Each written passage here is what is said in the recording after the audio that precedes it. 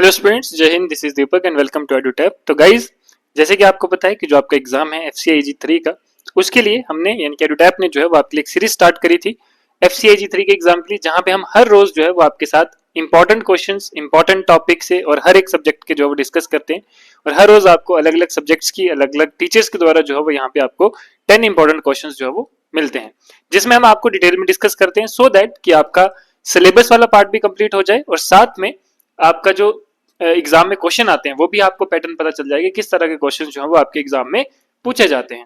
आज का जो टॉपिक रहेगा डिक्लाइन ऑफ मुगल एम्पायर से ही रिलेटेड रहेगा। इसका सेकंड पार्ट ऑलरेडी हमने इसका एक फर्स्ट पार्ट कंप्लीट करा था। तो गाइज, जो चाहते हैं कि आपको हर रोज जो है वो इसी टाइम पर ये वीडियो मिले, अलग अलग सेशन जो है वो आपको हर रोज मिले, तो आप हमारा चैनल सब्सक्राइब कर सकते हैं।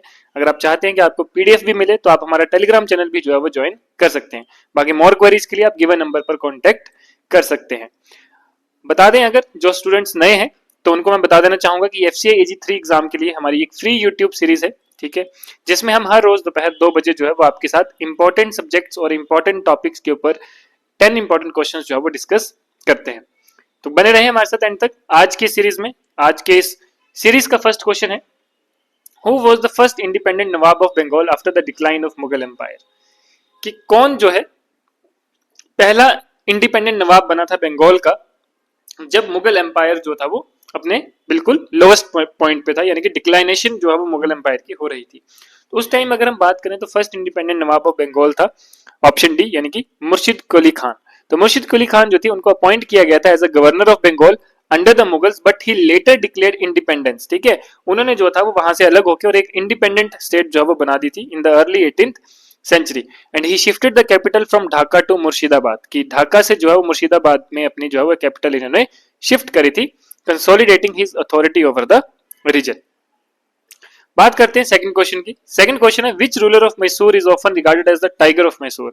कि टाइगर ऑफ मैसूर से किसको जो है वो डिफाइन किया जाता है, कौन सा रूलर है मैसूर को जिसको हम टाइगर ऑफ मैसूर भी कहते हैं। ऑप्शन ए की बात करें तो हैदर अली, ऑप्शन बी है टीपू सुल्तान, ऑप्शन सी है कृष्ण राजा वोडेयर, ऑप्शन डी है चिक्का देवा राजा वोडेयर और ई है नरस राजा वोडेयर। तो ये 5 ऑप्शन आपके पास गिवन है, आपने बताना है कौन सा ऑप्शन जो है वो टाइगर ऑफ मैसूर से मैच करता है। तो सही ऑप्शन की बात करें तो दैट इज टीपू सुल्तान। टीपू सुल्तान को जो है वो टाइगर ऑफ मैसूर भी कहा जाता है, जो कि हैदर अली का बेटा था। And he was famous for his military innovations, जिसने ब्रिटिशर्स फोर्सेस के अगेंस्ट काफी रेजिस्टेंस दिखाई, ठीक है, and also introduction for the first ever rocket artillery in warfare during the Anglo Mysore war. ठीक है, तो इसलिए जो है वो इसको टाइगर ऑफ मैसूर भी कहा जाता है। बात करते हैं क्वेश्चन नंबर 3 की। क्वेश्चन नंबर 3 की अगर हम बात करें तो वो है, which Mughal emperor's death is often seen as a turning point leading to the empire's declination।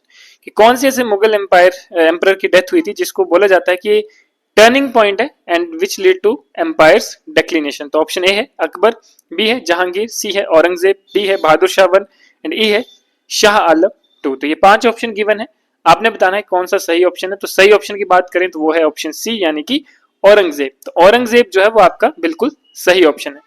कि जो डेथ ऑफ औरंगजेब हुई थी 1707 पे, that marked the beginning of Mughal empire's decline and his long and costly Deccan campaigns had drained the empire's resources, while his religious policies alienated various communities leading to the rebellions। बात करते हैं question number 4 की, ठीक है। The treaty of Mangalore 1784 was signed between which two powers। कि जो treaty of Mangalore हुई थी 1784 में, वो कौन सी दो पावर के बीच में साइन हुई थी, ठीक है, किन दो उनके बीच में जो है वो साइन की गई थी। ऑप्शन ए है British and French, option B है British and Marathas, option C है British and Mysore, option D है French and Marathas, option E है British and Nizam of Hyderabad. तो ये 5 ऑप्शन गिवन है। बात करते हैं अगर आपके सही ऑप्शन की, तो सही ऑप्शन ऑप्शन सी, यानी कि ब्रिटिश एंड मैसूर।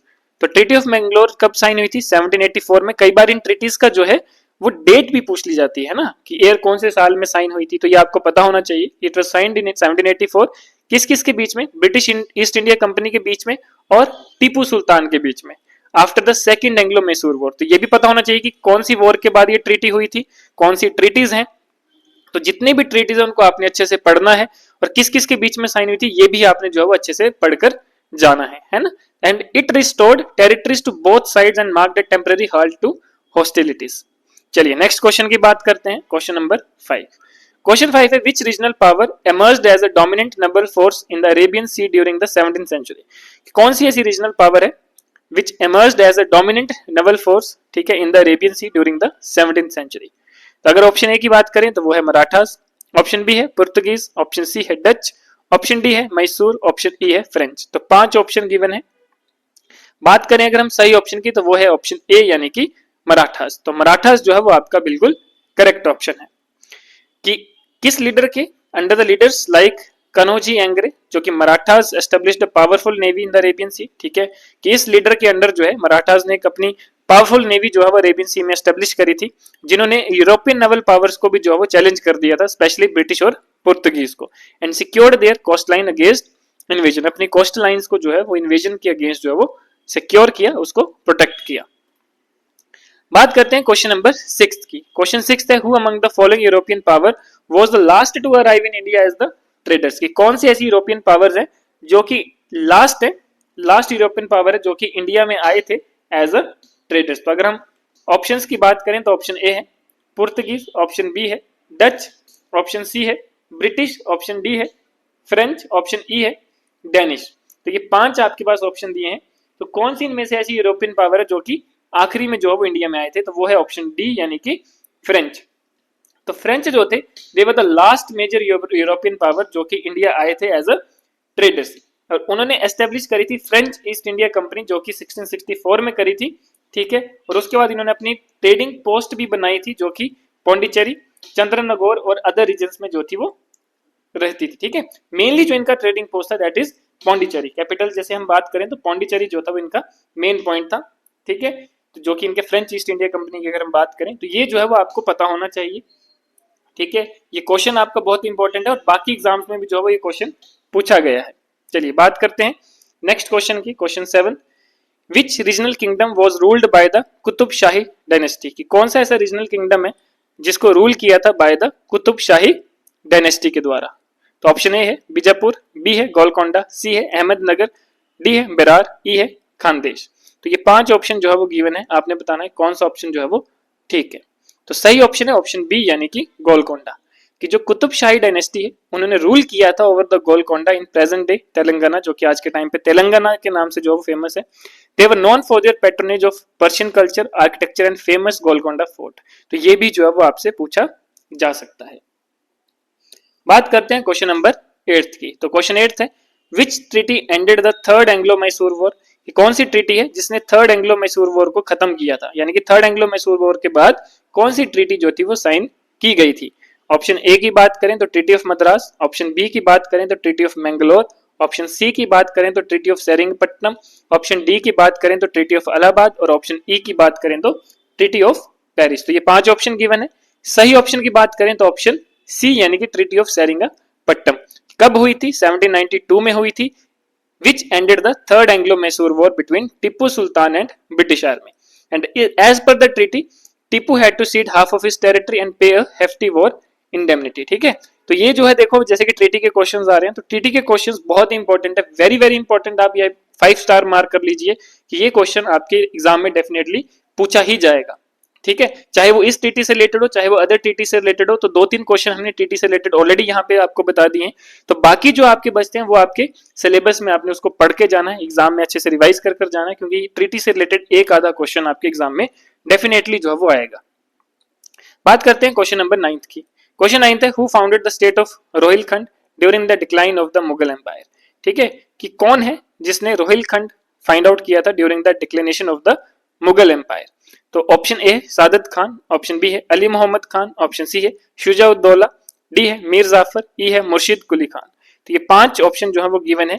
सही ऑप्शन की बात करें तो वो है ऑप्शन बी यानी कि अली मोहम्मद खान। तो अली मोहम्मद खान जो है he founded the state of Rohilkhand in the early 18th century and he was a Pashtun chief. ये कौन थे? पश्तून चीफ थे who established an independent kingdom. ठीक है, जिन्होंने एक इंडिपेंडेंट किंगडम की जो थी वो शुरुआत करी थी, एस्टेब्लिश किया था in the region of Rohilkhand. ठीक है, जो कि मॉडर्न डे उत्तर प्रदेश है, during the weakening of Mughal authority and the state later played a role in resisting British expansion. कि बाद में जो स्टेट ने बहुत बड़ा रोल प्ले करा टू रेजिस्ट ब्रिटिश एक्सपेंशन। ठीक है, तो ये जो है वो आपने बहुत इंपॉर्टेंट पॉइंट जो है वो ये नोट डाउन करना है, ठीक है, क्योंकि बहुत सी इंपॉर्टेंट चीजें हैं, जैसे कि कौन सी स्टेट फाउंड आउट की गई थी, किसके द्वारा फाइंड आउट की गई थी, तो ये यहाँ से क्वेश्चन जो है वो आपका आ सकता है। बात करते हैं आज के आखिरी क्वेश्चन की। तो आज का आखिरी क्वेश्चन है, which of the following factors contributed to the weakening of Mughal administration, की कौन सा ऐसा फैक्टर है जिसने कंट्रीब्यूट करा to weakening of Mughal administration. तो ऑप्शन ए की बात करें तो इनइफेक्टिव मिलिट्री लीडरशिप, बी की बात करें तो डिसइंटीग्रेशन ऑफ सेंट्रल कंट्रोल, सी की बात करें तो ग्रोइंग रीजनल पावर्स, डी की बात करें तो ऑल ऑफ द अबव, और ई की बात करें तो ओनली बी एंड सी। तो अगर हम सही ऑप्शन की बात करें तो सही ऑप्शन है ऑप्शन डी, यानी कि ऑल ऑफ द अबव, कि कौन सा ऐसा फॉलोइंग फैक्टर्स है, ठीक है, जिसकी वजह से मुगल एडमिनिस्ट्रेशन जो था वो कमजोर पड़ गया था। तो इसके लिए हम बोलते हैं कि बहुत से ऐसे फैक्टर्स थे, ठीक है, जिसकी वजह से मुगल एडमिनिस्ट्रेशन की जो है वो कमजोर पड़ा था, जैसे कि इनइफेक्टिव मिलिट्री लीडरशिप था लेटर एम्परर्स, ठीक है, डिसइंटीग्रेशन ऑफ सेंट्रल कंट्रोल, ठीक है, जैसे कि एम्पायर एक्सपैंड होता गया, एंड रीजनल पावर्स का जो था वो वहां पे काफी ज्यादा जो है वो राइज वहां पे देखने को मिला, जैसे मराठास है, सिख एम्पायर है, राजपूताना है, ठीक है, जिन्होंने काफी मतलब ऑटोनॉमी जो है वो गेन कर ली थी धीरे धीरे, जिसकी वजह से मुगल एम्पायर जो था वो कमजोर पड़ता गया। तो ये थे हमारे इंपॉर्टेंट क्वेश्चंस जो कि डिक्लिनेशन ऑफ मुगल एम्पायर से ही रिलेटेड थे। क्लियर। तो इसी तरह के और भी जो है वो आपके लिए बहुत इंपॉर्टेंट रहते हैं, तो जिसके लिए आप हमारा ये टेलीग्राम चैनल और हमारा यूट्यूब चैनल जो है वो ज्वाइन कर सकते हैं, सो दैट कि आपका कोई भी सेशन मिस ना हो। तो गाइज आज के लिए इतना ही, मिलते हैं नेक्स्ट सेशन में, तब तक के लिए धन्यवाद, जय हिंद।